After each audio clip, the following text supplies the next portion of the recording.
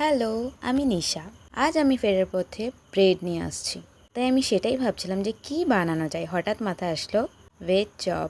তাই আমি কথা মতো রেখে পড়লাম। আলু নিয়েছি, গাজর নিয়েছি, বিট নিয়েছি, রসুন নিয়েছি, আদা নিয়েছি, পেঁয়াজ নিয়েছি আর লঙ্কা। যেমন কথা তেমন কাজ, আমি সব সবজি কাটতে শুরু করলাম আস্তে আস্তে।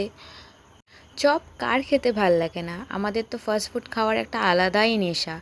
তাই আজকে আমি ভাবলাম আমি বাড়িতেই বানাবো ভেজ চপ। অ্যান্ড এই রেসিপিটা একটা ইউটিউব ভিডিওর, আমি জাস্ট বানাচ্ছি।